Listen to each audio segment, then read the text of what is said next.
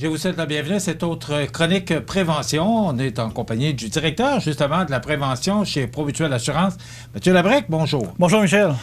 Mathieu, aujourd'hui, et je le dis en toute humilité, j'ai appris de quoi, puis on va apprendre de quoi, parce que probablement que moi, je n'étais pas au courant, et probablement que vous allez l'apprendre aujourd'hui. Il y a des matières inflammables dans nos terreaux. Dans nos terreaux, j'ai resté vraiment surpris de ça. Oui. Explique-nous, Mathieu, exactement ce qu'il y en a. Rapidement, c'est ça. On va parler de tout ce qui est paillis, terreau, mousse de tourbe. Bien souvent, on va se dire, bon, de la terre, ça brûle pas. Hein, c'est assez commun. Par contre, dans ces terreaux commerciaux-là, il y a certaines matières qui sont inflammables. Bien souvent, soit par négligence ou peut-être parce qu'on ne le sait pas, justement, ou en raison des matériaux, justement, qu'il va y avoir dedans, ça peut occasionner des incendies à l'occasion. Donc, ces terreaux dans le potage-là, ils peuvent contenir de la mousse de tourbe, des copeaux de bois, du polystyrène, de la vermiculite. Puis ces matériaux-là vont être inflammables. Justement, c'est... Copeaux de bois, je peux comprendre. Oui. Ouais. Quand tu as parlé de paillis, là, je peux comprendre. Ouais. Mais le reste... C'est des matériaux qui vont être faits, c'est drôle un peu, pour justement conserver l'humidité dans nos terreaux. Ces mêmes matériaux-là peuvent justement, une fois qu'ils sont secs, si le terreau s'assèche énormément, justement devenir plus inflammable, donc avec une petite source de chaleur, pour être problématique. C'est pour ça qu'on veut sensibiliser dans un premier temps les fumeurs qui vont se servir des fois d'un pot de fleurs justement pour mettre leur bout de cigarette, puis à ce moment-là, causer un incendie. J'ai emmené un exemple ici que j'ai trouvé. On prêche par l'exemple. Ben oui. Bon, on peut se procurer ça en magasin, c'est assez commun. Si je lis mes ingrédients, tourbe de sphaigne, terre noire, sable, perlite, chaux, engrais. Donc, il y a certains engrais aussi qui peuvent être problématiques. Si on parle des nitrates, il y a eu quelques exemples, justement, là, de gros incendies, justement, causés par ces produits-là. Si on descend dans les petits caractères un peu plus bas, on va aussi voir garder le produit loin des sources de chaleur, étincelles et flammes nues. Donc, il y a quand même un avertissement sur les sacs de terre, comme quoi de les garder à distance, justement, de ces éléments-là. Actualité, ça c'est un cas qui s'est déroulé l'automne dernier. On en a eu aussi dans la région justement ce printemps. Pas nécessairement lui que je veux prendre comme exemple. Donc dans le Bas-Saint-Laurent, en octobre dernier, vers 4 heures du matin, les pompiers sont appelés pour un brasier qui fait rage sur un balcon à l'arrière d'une résidence. La chaleur justement s'est propagée jusqu'à l'intérieur là, parce que les fenêtres ont été cassées. La cause, une cigarette écrasée dans un pot de fleurs sur le balcon, justement, qui s'est propagée. Notre directeur incendie de l'endroit, justement, nous dit que c'est un geste qui est à proscrire, que c'est quelque chose qu'on ne doit pas faire. Puis, il nous rappelle qu'au Bas-Saint-Laurent, de la tourbe, ça brûle. Avec cet incendie majeur que... Effectivement. Tourbière-Lambert. Tourbière-Lambert. On se rappelle que la municipalité de Rivière-Ouelle, l'an dernier, avait déclaré l'état d'urgence local en raison de cet incendie-là. La SOPFA avait envoyé 200 pompiers. Il y avait beaucoup de pompiers municipaux, même de différentes municipalités qui s'étaient impliquées, les agriculteurs. Ça a été vraiment, c'est de la tourbe. C'est vraiment un feu de tourbière, un feu de tourbe qui s'est propagé. Ces feux-là sont très difficiles à arrêter. C'est des feux couvents qui vont justement propager beaucoup de fumée puis du monoxyde de carbone. Donc, encore là, un autre exemple là, assez frappant, justement, comme quoi certaines matières peuvent être inflammables, puis s'inflammer facilement, puis créer vraiment des dommages très importants. Les deux principales causes de ces incendies-là, dans un premier temps, l'utilisation comme cendrier, puis on a aussi la combustion spontanée. Combustion spontanée, à la fin de la chronique, s'il nous reste assez de temps, on va vraiment en parler davantage. Sinon, dans une prochaine chronique, ça pourrait être un sujet qui est intéressant. Combustion spontanée, ça va être vraiment un matériau qui va se dégrader. Puis, sous l'effet de la chaleur, il pourrait atteindre son point d'auto-inflammation. Ça, on en voit beaucoup dans les feux de ferme, le foin, justement, qui va être humide, qui va être entreposé, qui va dégager de la chaleur. Puis cette chaleur-là n'est pas capable, justement, de sortir puis de se dissiper, puis va causer un incendie. Ça pourrait être la même problématique avec différents terreaux selon les conditions aussi. Les précautions à prendre maintenant pour réduire ces risques-là au niveau du jardinage, c'est de surveiller un peu nos zones, en fin de compte, où est-ce qu'on est étendu du pays, où est-ce qu'on a utilisé notre terreau, s'assurer qu'il soit arrosé régulièrement. Au besoin, utiliser là, un dispositif d'arrosage automatique, mais toujours en respectant aussi la réglementation municipale sur l'arrosage. On sait que dans les périodes plus sèches l'été, faut faire attention de ce côté-là. Mais je t'arrête. Ouais. Est-ce que tu veux dire que le pays qui est sur le terrain pourrait brûler? Pourrait également, s'il devient très sec. On a vu, peut-être dans les dernières années, dans une institution à Montmagny, une école, le pays qui s'est inflammé. Bon, est-ce que c'était des enfants qui jouaient avec des briquets, des allumettes? Je me rappelle, c'est une journée très chaude, très venteuse. Le pays était très sec. Bon, il y a eu un début d'incendie. Il n'y a pas eu d'inflammation ou de propagation des bâtiments, mais des feux de pays, ça arrive là aussi. Ça veut dire qu'une étincelle, mais ça ne peut pas prendre... Comme ça, là, non, c'est ça. C'est vraiment des fois... Mais ça prend... Comme une étincelle, quelqu'un qui travaille ou encore le barbecue. On fait du barbecue, on fait notre feu extérieur dans notre foyer. Même si notre foyer extérieur va être conforme, il pourra avoir une étincelle qui justement, va faire propager. On peut faire des travaux, soit de meulage l'été ou différents travaux qui vont produire des étincelles. Ça pourrait être un risque là, aussi de ce côté-là. C'est une chose que... J'ai jamais pensé. C'est tellement... vrai, ce que tu dis, on y pense pas.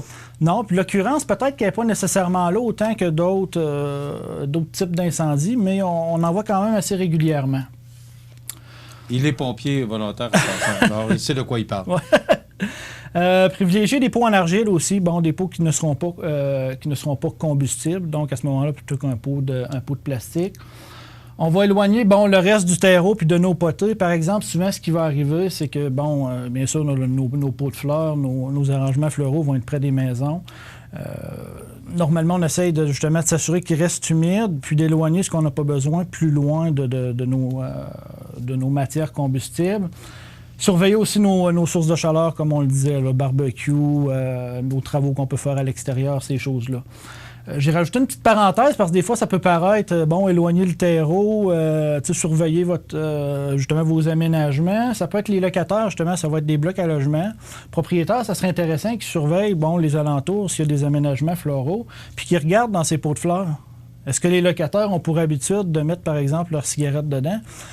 Juste en observant comme ça, on pourrait se dire, oh, coudonc, soit qu'on va sensibiliser nos locataires, ou, aménager, par exemple, un cendrier extérieur en métal plus loin, par exemple, de la porte d'entrée. Puis même au niveau des utilisateurs qui pourraient se rendre chez des commerçants, encore là, les commerçants ont des belles façades, pourraient justement, les utilisateurs, avant d'entrer dans le magasin, mettre leurs cigarettes justement dans un pot de fleurs puis créer un début d'incendie à ce moment-là. Fait que même le commerçant peut, en observant, s'il se rend compte qu'il y a vraiment beaucoup de cigarettes dans ces pots de fleurs, peut-être tenter de trouver une solution pour réduire ce risque-là. Au niveau des mégots de cigarettes, on vient d'en parler amplement. Jamais jeter ces mégots de cigarettes justement dans ces plates-bandes-là ou dans ces pots de fleurs-là. Un mégot de cigarette, ça peut se consommer jusqu'à 3 heures. Bien souvent, notre mégot de cigarette, on peut le mettre justement dans la terre, mais il pourrait avoir une production de chaleur pendant 3 heures. 3 heures? Ah, ouais. Ça va jusqu'à ce niveau-là. C'est quelque chose qu'on ne pourrait pas nécessairement penser. Encore là, ça dépend de différents facteurs, différentes conditions, mais ça peut se rendre jusqu'à 3 heures. Il faut le dire. C'est aussi important, mais j'aurais pensé, moi, qu'en le mettant dans la terre, que ça s'éteignait. Mais c'était tellement fine, celle-là, je ne veux pas l'ouvrir parce que là, je vais en mettre partout, mais c'est vraiment, ces terreaux-là sont très fins, très légers, puis à ce moment-là, ça pourrait justement s'enflammer. Mm-hmm. Au niveau, d'éteigner toujours nos mégots dans des cendriers qui sont adaptés pour ça. Donc, on va parler d'un contenant qui est non combustible. Des fois, ce qu'on va voir souvent sur le terrain, ça va être une canne de métal remplie d'eau, remplie de sable. Encore là, incombustible aussi également. Utiliser un cendrier qui va être profond, à base large, puis qui va être stable aussi. Donc, notre cendrier aussi se doit d'être sécuritaire. Ne jamais vider le contenu d'un cendrier dans une poubelle. sans s'assurer justement que nos... c'est comme la cendre de poêle. C'est ça. C'est la même chose encore là. Des fois, on peut penser justement que c'est éteint, mais comme on l'a vu, notre mégot peut rester justement dangereux pendant quelques heures. Petit rappel de ranger simplement les briquets, les allumettes justement hors de la portée des enfants. Je vais faire une petite parenthèse sur quelque chose qu'on ne parle pas nécessairement souvent aussi, les appareils de vapotage, les cigarettes électroniques. On sort peut-être un petit peu de notre chronique, de notre jardinage. Par contre, il y a aussi certains risques d'utilisation aussi par rapport à ces cigarettes électroniques-là. Encore là, pour l'utilisation, on s'assure de suivre les recommandations du fabricant. Ne jamais laisser votre cigarette électronique justement sans surveillance lorsqu'on la recharge. Dans une prochaine chronique de prévention, on va parler aussi de ces différents types de chargeurs-là, pas juste pour les cigarettes électroniques, mais différents types. C'est ça, mais ça peut être dangereux aussi. Ça peut être dangereux. Il peut y avoir des problématiques justement avec ces dispositifs de chargeurs-là, souvent avec les piles au lithium. Fait que ça, c'est vraiment quelque chose qu'on va se concentrer là, dans une autre chronique. Ça, parce qu'on connaît peu ou pas le produit. Oui, puis il y a des risques, il y a des vidéos aussi intéressantes dans les sacs de recyclage de batteries, il y a des conseils de sécurité encore là à connaître. Mais est-ce que ça se sauve? J'ai jamais vu de cigarette électronique. Est-ce qu'il y a un dispositif pour fermer ou ouvrir la cigarette? Ou... Honnêtement, je suis moins familier avec les cigarettes électroniques, moi aussi. Il y a des risques. Pour en avoir entendu parler, justement, au niveau du chargeur, c'est vraiment au niveau des piles au lithium. S'il y a une surcharge de la batterie rapidement, il pourrait avoir un début d'incendie. Faire une étincelle? Ça va faire vraiment produire beaucoup d'étincelles. C'est surprenant comment un petit appareil ou une petite pile peut justement produire des étincelles. Okay. Donc encore là, ça va être... on va justement en parler un petit peu plus. Utiliser uniquement des accessoires encore là, des chargeurs qui sont fournis par le fabricant. Puis des choses qu'on a pu voir aussi, des gens qui transportaient leurs cigarettes électroniques dans leur poche sans, si on veut, sans étui protecteur. Si notre pile au lithium entrait en contact, par exemple, avec des pièces de monnaie ou des pièces de métal, elle pouvait créer des étincelles. Puis à ce moment-là, ce qui était dans nos poches, ça sortait assez rapidement. Parce que justement, ça produit des étincelles de chaleur. Donc des choses peut-être qu'on entend moins parler, mais qui sont quand même intéressantes là, aussi de ce côté-là. Au niveau maintenant de notre phénomène de combustion spontanée que j'ai pu parler au début de la chronique, ça va être un phénomène, ça va être vraiment le feu qui va prendre naissance sans flamme, sans étincelle ou sans application de chaleur. C'est une réaction, en fin de compte, exothermique, bref, qui va produire de la chaleur à ce moment-là. Puis cette réaction-là va produire justement assez de chaleur pour enflammer le matériau sans qu'il y ait justement soit d'étincelles ou de sources de chaleur. Encore là, c'est différents matériaux qui vont être impliqués dans cette combustion spontanée-là.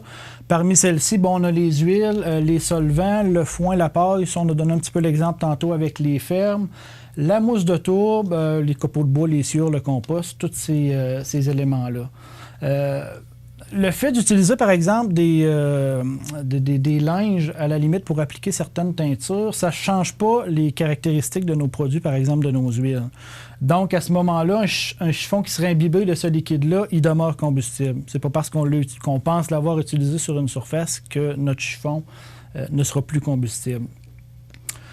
Souvent, ce qui va arriver, ça va être vraiment la mauvaise manipulation de ces chiffons-là. Qu'est-ce qu'on fait après leur utilisation, justement pour pas qu'il y ait de combustion spontanée puis de début d'incendie.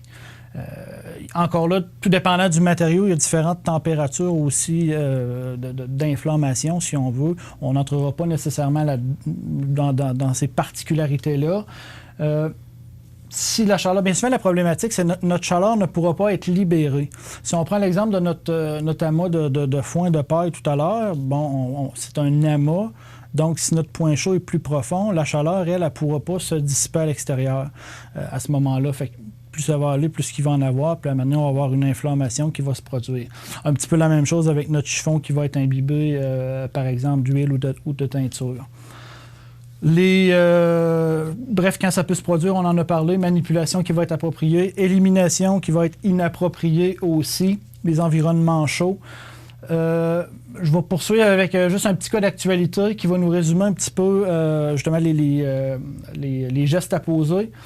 Une dame, dans le coin de Mont-Tremblant, voulait seulement de faire de simples travaux chez eux, en utilisant de la teinture avec des chiffons humides. Ça a des chiffons imbibés. Ça a déclenché un incendie, justement, chez elle. Ça, c'est quelque chose qui se produit avec le confinement beaucoup plus fréquemment, selon le chef pompier de l'endroit. Là. Justement, les gens vont faire plus de travaux, puis ça risque d'être plus risqué. Le mieux, pour l'utilisation, la sécuritaire, les mettre dans l'eau, loin d'une résidence, dans un contenant qui va être en métal, par exemple. Très intéressant, Mathieu, comme chronique. Là. Moi, j'ai appris beaucoup de choses aujourd'hui. J'aurais jamais pensé là, que des produits comme ça pouvaient être dangereux. Alors, belle et bonne chronique. Alors, ça complète déjà notre chronique, mais si on veut avoir plus d'informations, vous communiquez avec les gens de la prévention chez Promutuelle Assurance au 248-7940. Mathieu Labrec, directeur prévention chez Promutuelle, merci beaucoup. Merci, on Michel. se retrouve dans 2 semaines. Très intéressant comme chronique. Merci beaucoup. Oui, merci beaucoup. Merci. On s'arrête.